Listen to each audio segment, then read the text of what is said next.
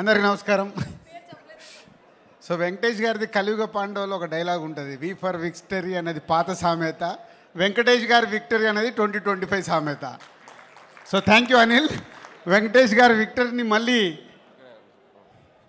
87 to 2025 ఆ జర్నీలో ఒక అద్భుతాన్ని చూపించేసావు. ఇందాక వెంకటేష్ గారు చెప్పారు, దేవుడు అడగకుండానే అన్ని ఇచ్చావని. మేము అడిగాము దేవుణ్ణి సార్, మేము చాలా కోరుకున్నాము. సో వెంకటేశ్వర స్వామి మనకు కరుణిచ్చేసి ఇచ్చేశాడు. So thank you. అండ్ మా ఎగ్జిబిటర్స్ అందరికీ, మా డిస్ట్రిబ్యూటర్స్కి, టెక్నీషియన్స్ అందరికీ చాలా, అంటే ఒక సినిమా రిలీజ్ అయినప్పుడు ఒక పండగ వాతావరణం ఎలా ఉందో ఈరోజు ఈ ఫంక్షన్ చూస్తుంటే ఎన్నో ఏళ్ళు అయిపోయింది ఇలాంటి ఫంక్షన్లు చేసుకొని. ఇలాంటి అవకాశం మాకు ఈ సినిమా ద్వారా వచ్చినందుకు చాలా ఆనందంగా ఉంది. Thank you very much. Thank you so much Dil Raju garu. Waiting for next Sankranti also. And ఇప్పుడు శిరీష్ గారు మాట్లాడతారండి.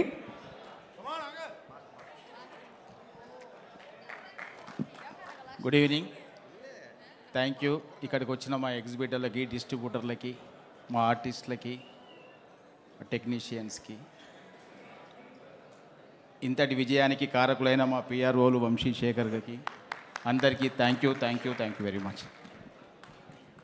And captain of the ship Anil గారు, ఈ విక్టరీ వేడుకలో ఏం మాట్లాడతారని వెయిట్ చేస్తున్నాం. అలసిపోయాను అన్నారు కదా, అయ్యి ఓకేనా? ఇప్పుడు ఓకే, కాస్త రెస్ట్ తీసుకున్నాం కదా. So good evening all. మళ్ళీ సంక్రాంతి వచ్చినట్టుంది ఇక్కడ. అందరూ జనాలందరూ అంత కోలాటం అసలు మామూలుగా లేదు. ఒకసారి శిరీష్ గారు ఏదో మర్చిపోయారంట. ఇక్కడికి వచ్చిన మా వంశీకి, హరీష్కి థ్యాంక్ యూ.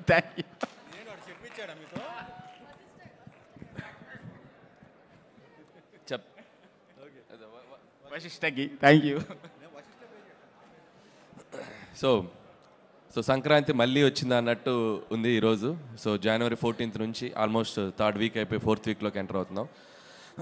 సో ఈ సంక్రాంతి అందరికీ మెమరబుల్. సో మా టీం అందరికీ, పనిచేసిన ప్రతి టెక్నీషియన్స్కి, టీమ్కి, మా వెనకుండి నడిపించిన మా ప్రేక్షకులందరికీ, ఎంతో గొప్ప విజయాన్ని ఇచ్చిన ప్రేక్షకులందరికీ సో చాలా థ్యాంక్స్. ఆల్మోస్ట్ ఒక June 3వ తారీఖున మొదలైంది ఈ జర్నీ. సో 7 నెలలు 8 నెలలు షూటింగ్ ప్రాసెస్, 72 రోజులు, ఆ తర్వాత ప్రమోషన్స్, ఆ తర్వాత సినిమా రిలీజ్ అయిన తర్వాత ఈ సినిమా క్రియేట్ చేసిన సెన్సేషనల్ రికార్డ్స్ మొత్తం ఒక షోరీ లాగా పడింది ఈరోజు స్టేజ్ మీద షీల్డ్స్ అన్నీ ఇస్తుంటే. సో ఇందాక ఎవరు అన్నారు, చాలా కష్టపడి తీశారు కదా సినిమా. అంటే సినిమా చాలా సరదాగా తీసాం, ప్రమోషన్ చాలా కష్టపడి చేసాం. సో అందరికీ, పనిచేసిన ప్రతి ఒక్కరికి ఈ సినిమా చాలా కాలం గుర్తుండిపోతుంది. సో మెమరబుల్ అవుతుంది.